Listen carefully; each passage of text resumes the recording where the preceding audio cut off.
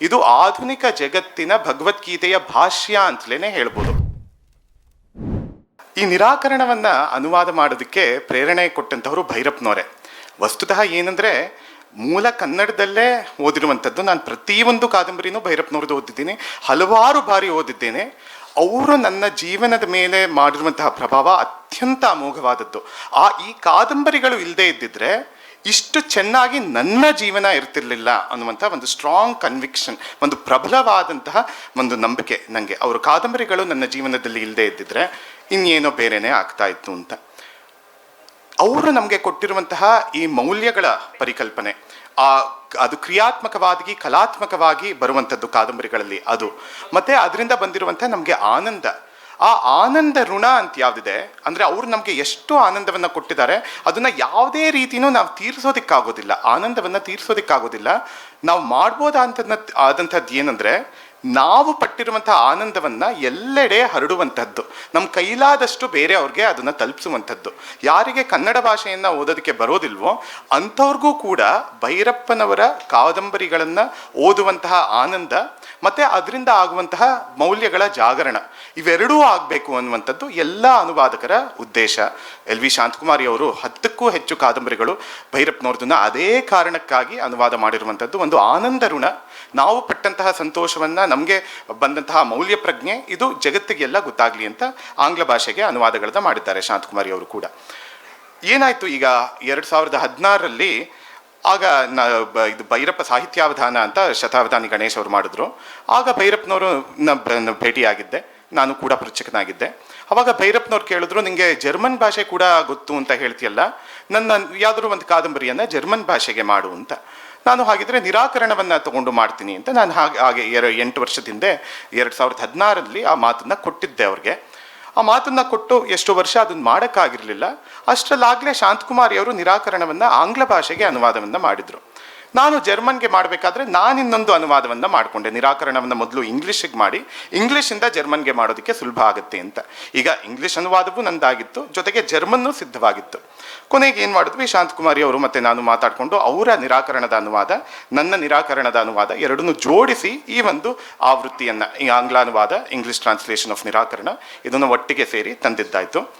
ಈ ನಿರಾಕರಣ ಅನ್ನುವಂಥದ್ದು ಅತ್ಯದ್ಭುತವಾದಂತಹ ಕಾದಂಬರಿ. ಅತ್ಯಂತ ಅಲ್ಪ ಗಾತ್ರದ್ವಾದ್ರೂ ಬಹಳ ಗಹನವಾದಂತಹ ತತ್ವಗಳನ್ನ ಉಳ್ಳಂತಹ ಕಾದಂಬರಿ. ಇದು ಆಧುನಿಕ ಜಗತ್ತಿನ ಭಗವದ್ಗೀತೆಯ ಭಾಷ್ಯ ಅಂತಲೇ ಹೇಳ್ಬೋದು. ಭಗವದ್ಗೀತೆ ನಮಗೆ ಯಾವುದನ್ನ ತತ್ವ ರೀತಿಯಲ್ಲಿ, ಅದನ್ನ ಯಾವುದನ್ನ ಪ್ರಭು ಸಂಹಿತೆ ಅಂತ ಹೇಳ್ತಾರೆ, ಹೀಗಿರಬೇಕು ಹೀಗೆ ಮಾಡಬಾರ್ದು ಅಂತ ಯಾವುದನ್ನು ಹೇಳುತ್ತೆ, ಅದನ್ನ ಕಲಾತ್ಮಕವಾಗಿ ಭಗವದ್ಗೀತೆ ಯಾಕೆ ಹಾಗೆ ಹೇಳ್ತಿದೆ, ಕರ್ಮತ್ಯಾಗವಲ್ಲ ಕರ್ಮ ಫಲತ್ಯಾಗವನ್ನು ಮಾಡಬೇಕು. ನಾವು ನಮ್ಮ ಜವಾಬ್ದಾರಿಯಿಂದ ಓಡ್ ಹೋಗುವಂಥದ್ದು ಸನ್ಯಾಸವಲ್ಲ, ಜಗತ್ತಿನಲ್ಲೇ ಇದ್ದು ಪದ್ಮಪತ್ರ ಮಿವಾಂಬಸ, ಎಲ್ಲ ಜಂಜಾಟದ ನಡುವೆ ಇದ್ದೂ ಕೂಡ ಅದರಿಂದ ಆಗದೆ ನಮ್ಮ ಸೌಂದರ್ಯವನ್ನು, ನಮ್ಮ ಪರಿಮಳವನ್ನು ಜಗತ್ತಿಗೆಲ್ಲವನ್ನೂ ಸೂಚಿಸುವಂಥದ್ದು ಅದು ಭಗವದ್ಗೀತೆಯ ತಾತ್ಪರ್ಯ. ಅದನ್ನು ಇಲ್ಲಿ ಹೇಳಕ್ಕೆ ಹೊರಟಿರುವಂಥದ್ದು. ಬಹಳ ಸುಂದರವಾದಂತಹ ಕಾದಂಬರಿ. ಕನ್ನಡದಲ್ಲಿ ಒಂದು 150 ಪೇಜ್ ಇದೆ, ಇಂಗ್ಲೀಷಲ್ಲಿ ಒಂದು 200 ಪೇಜ್ನಷ್ಟು ಬಂದಿದೆ. ಬಹಳ ಸುಂದರವಾದಂಥದ್ದು. ಇಲ್ಲಿ ನೋಡಿ ಎಷ್ಟು ವಿಪರ್ಯಾಸಗಳನ್ನ ಅವರು ತೋರಿಸ್ತಾರೆ. ನರಹರಿ ಅನ್ನುವಂತಹ ಒಬ್ಬ ಇಲ್ಲಿ ಮುಖ್ಯವಾದಂತಹ ಪ್ರಧಾನವಾದಂತಹ ಪಾತ್ರ, ಅವನಿಗೆ 5 ಜನ ಮಕ್ಕಳಿರ್ತಾರೆ, ಹೆಂಡತಿರು ಸತ್ತೋಗ್ತಾರೆ, ನೋಡ್ಕೊಳಕ್ಕಾಗೋದಿಲ್ಲ ಅಂತ ಸನ್ಯಾಸ ತಗೋತೀನಿ ಅಂತ ಹೊರಟು ಬಿಡ್ತಾನೆ. ಅಂದರೆ ಒಂದು ರೀತಿಯಾದಂತಹ ಬೇಜವಾಬ್ದಾರಿ, ಆಳವಾಗಿ ಬಂದಿರುವಂತಹ ಅದು ಸನ್ಯಾಸದ ಪ್ರಜ್ಞೆ ಅಲ್ಲ. ಅದು ನಮಗೆ ಸ್ಪಷ್ಟವಾಗಿ ಗೊತ್ತಾಗುತ್ತೆ. ಯಾಕೆ ಅಂದರೆ ಅವನಿಗೆ ವೇದಾಂತದಲ್ಲಿ ಅತ್ಯಂತವಾದಂತಹ ಆಸಕ್ತಿ ಇರುತ್ತೆ. ಆದರೆ ವೇದಾಂತ ಪುಸ್ತಕಗಳು ಅರ್ಥ ಮಾಡ್ಕೊಳ್ಳೋದಕ್ಕೆ ಅವನಿಗೆ ಹೊಗೆ ಸೊಪ್ಪನ್ನ ತಿನ್ಬೇಕಾಗಿರುತ್ತೆ. ಹೊಗೆ ಸೊಪ್ಪು ಬಾಯಲ್ಲಿಲ್ಲದೆ ಇದ್ರೆ ವೇದಾಂತ ಪುಸ್ತಕಗಳು ಅರ್ಥ ಆಗೋದಿಲ್ಲ.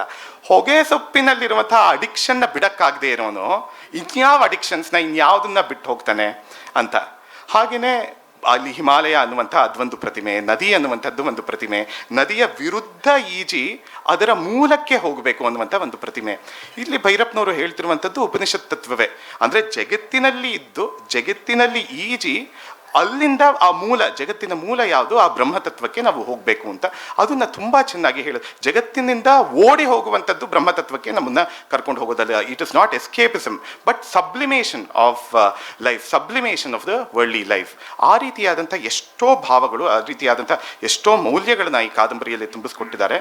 People who cannot read the Kannada language, I would request them all, I would invite them all to read the English. It can be a very life inspiring and eye opening lesson to all of us. ಈ ಒಂದು ಅವಕಾಶವನ್ನು ಕಲ್ಪಿಸಿಕೊಟ್ಟಂತಹ doctor S L ಭೈರಪ್ಪನವರಿಗೆ, ಅವರು ನಮ್ಮ ಮೇಲೆ ಇಟ್ಟಂತಹ ಆ ನಂಬಿಕೆ, ಅದಕ್ಕೆ ನಾನು ಕೃತಜ್ಞನಾಗಿದ್ದೇನೆ.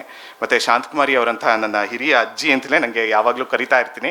ಅವರು ಪುಸ್ತಕಗಳಿಗೆ ಸಹಿ ಮಾಡಿಕೊಡುವಾಗ ಅಜ್ಜಿ ಅಂತಲೇ ಮಾಡಿಕೊಡ್ತಾರೆ, ಇನ್ನೇನು ಬೇರೆದೇನು ಮಾಡೋದಿಲ್ಲ. ನನ್ನ ಅಜ್ಜಿ ನನ್ನ ಜೊತೆ, ಮೊಮ್ಮಗನ ಜೊತೆ ಕೈ ಜೋಡಿಸಿ ಈ ಒಂದು ಕಾರ್ಯಕ್ಕೆ ತೊಡಗಿಕೊಂಡ್ರು, ಅದಕ್ಕೂ ಕೂಡ ನಾನು ಕೃತಜ್ಞ.